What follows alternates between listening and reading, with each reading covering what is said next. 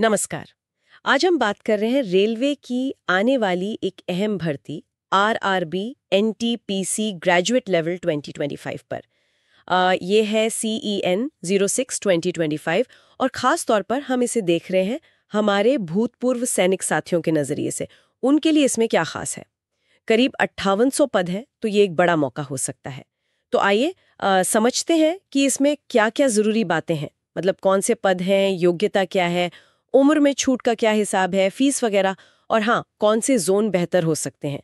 तो सबसे पहले पद कौन-कौन से हैं इसमें, ये जो CN 06 2025 है। जी। इसमें देखिए करीब 5810 पद हैं और ये सारे ग्रेजुएट लेवल के हैं। जैसे स्टेशन मास्टर है, गुड्स गार्ड है, ट्रैफिक असिस्टेंट, सीनियर क्लर्क कम टाइपिस्ट, इस तरह के कई अहम पद शामिल हैं और ये सभी आरआरबी जोन्स में बटे हुए होंगे। अच्छा, और योग्यता की बात करें तो सामान्य उम्मीदवारों के लिए तो ग्रेजुएशन चाहिए होता है, किसी भी मान्यता प्राप्त यूनिवर्सिटी से। हाँ, बिल्कुल। भूतपूर्व सैनिकों के लिए इसमें कुछ अलग है? जी, यहाँ उनके लिए एक सहूलियत है। अगर उनके पास डिफेंस मिनिस्ट्री से मिला हुआ इक्विवेलेंट क्वालिफिकेशन सर्टिफिकेट है, मतलब समकक्ष योग्यता प्रमाण पत्र, या फिर उनके सर्विस रिकॉर्ड में ही ये मेंशन्ड है कि उनकी योग्यता ग्रेजुएशन के बराबर है, तो वो योग्य माने जाएंगे। अच्छा, मतलब अलग से डिग्री की जरूरत नहीं पड़ेगी अगर वो सर्टिफिकेट। हाँ, वो सर्टिफिकेट या सर्विस रिकॉर्ड का प्रूफ काफी होगा। ठीक है। अब आते हैं उम्र सीमा पर। सामान्य तौर पर तो 18 से 33 साल होती है। जी, भूतपूर्व सैनिकों को यहाँ काफी राहत मिलती है ना? बिल्कुल। ये एक बहुत ही महत्वपूर्ण पॉइंट है। भूतपूर्व सैनिकों को जो ऊपरी आयु सीमा है, उसमें उनकी सर्विस की अवधि, मतलब जितने साल उन्होंने सेवा दी है, उतनी छूट मिलती है और उसके ऊपर 3 साल की अतिरिक्त छूट भी मिलती है। अच्छा। तो उदाहरण के लिए मान लीजिए किसी ने 10 साल सर्विस की है, तो उनकी ऊपरी आयु सीमा होगी 33 साल प्लस 10 साल सर्विस के प्लस 3 साल अतिरिक्त, यानी 46 साल तक वो आवेदन कर सकते हैं। अरे वाह, ये तो बहुत बड़ी राहत है। जी हाँ, ये कई साथियों के लिए बहुत फायदेमंद रहता है। और आवेदन शुल्क सामान्य उम्मीदवारों के लिए 500 रुपए है। यहाँ भी कुछ रियायत है? जी, भूतपूर्व सैनिकों के लिए और साथ ही SC, ST और महिला उम्मीदवारों के लिए भी शुल्क घटाकर सिर्फ 250 रुपए रखा गया है। अच्छा। और एक और अच्छी बात यह है कि जब आप पहला स्टेज का एग्जाम मतलब CBT 1 दे देते हैं, तो ये 250 रुपए की राशि जो है वो रिफंड भी हो जाती है। हाँ, ये तो रेलवे की पॉलिसी रही है। बहुत बढ़िया। जी, अब वो सवाल जो शायद सबसे ज्यादा पूछा जाता है, भूतपूर्व सैनिकों के लिहाज से कौन सा रेलवे जोन चुनना बेहतर हो सकता है, कहाँ मौके ज्यादा होते हैं? देखिए ये थोड़ा मुश्किल सवाल है क्योंकि ये हर साल की वैकेंसीज पर निर्भर करता है।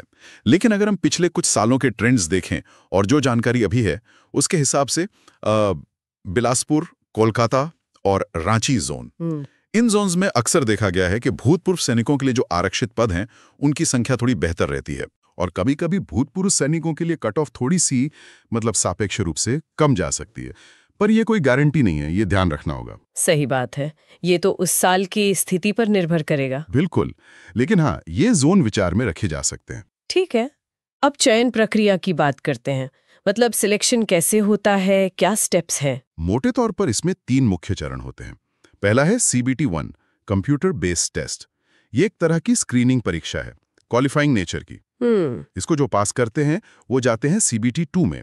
ये मुख्य परीक्षा है और मेरिट इसी के आधार पर काफी हद तक बनती है। अच्छा। इसके बाद पद की जरूरत के हिसाब से या तो टाइपिंग स्किल टेस्ट होता है जैसे क्लर्क वगैरह के लिए, या फिर कंप्यूटर बेस्ड एप्टीट्यूड टेस्ट जैसे स्टेशन मास्टर, ट्रैफिक असिस्टेंट के लिए, और आखिर में फिर डॉक्यूमेंट वेरिफिकेशन और मेडिकल एग्जामिनेशन। अच्छा, इसमें भूतपूर्व सैनिकों के लिए कोई खास बात ध्यान रखने वाली, जैसे टाइपिंग टेस्ट वगैरह में? हाँ, ये एक जरूरी पॉइंट है। टाइपिंग टेस्ट के मामले में अक्सर भूतपूर्व सैनिकों को कुछ शर्तों के साथ छूट मिल जाती है, लेकिन ये छूट मिलेगी या नहीं और किन शर्तों पर मिलेगी, ये बिल्कुल साफ तौर पर ऑफिशियल नोटिफिकेशन में लिखा होगा। तो फॉर्म भरने से पहले वो जरूर चेक कर लेना चाहिए। ये काफी राहत दे सकता है अगर छूट मिल जाती है तो। हाँ, ये जरूरी है, नोटिफिकेशन ध्यान से पढ़ना होगा। जी बिल्कुल। और आवेदन कैसे करना है और कब तक उम्मीद करें इस भर्ती की? आवेदन तो पूरी तरह ऑनलाइन ही होगा। जो भी आरआरबी जोन आप चुनते हैं, उसकी ऑफिशियल वेबसाइट पर जाना होगा। वहां CEN 600-2025 ग्रेजुएट लेवल NTPC का लिंक मिलेगा जब नोटिफिकेशन आएगा, और उसी के जरिए ऑनलाइन फॉर्म भरना होगा। और सबसे जरूरी, अपने जो भूतपूर्व सैनिक होने के दस्तावेज हैं जैसे डिस्चार्ज बुक, आइडेंटिटी कार्ड वगैरह, वो सही फॉर्मेट में स्कैन करके अपलोड करने होंगे। ठीक है। और समय सीमा का कुछ अंदाजा कब तक ये प्रक्रिया शुरू हो सकती है?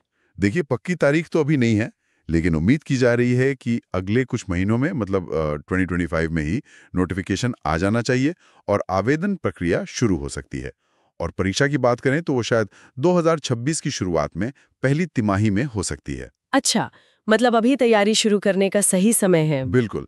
लेकिन सबसे सटीक जानकारी के लिए मेरी सलाह यही रहेगी कि आरआरबी की जो ऑफिशियल वेबसाइट्स हैं, उनको नियमित रूप से देखते रहें। वहीं पर सारी अपडेट्स आएंगी। सही कहा।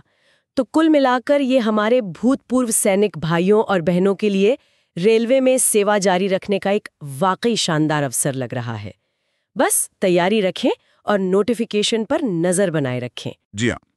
और आखिर में बस एक विचारणीय बिंदु छोड़ जाता हूँ कि इतनी बड़ी भर्ती प्रक्रियाओं में पारदर्शिता और निष्पक्षता, मतलब फेयरनेस, बनाए रखने के लिए रेलवे भर्ती बोर्ड क्या नए कदम उठा रहा है या भविष्य में उठाएगा, इस पर भी हम सबकी, खासकर उम्मीदवारों की नजर होनी चाहिए। बिल्कुल सही कहा, पारदर्शिता बहुत जरूरी है। चलिए आज की चर्चा यहीं समाप्त करते हैं। धन्यवाद। धन्यवाद।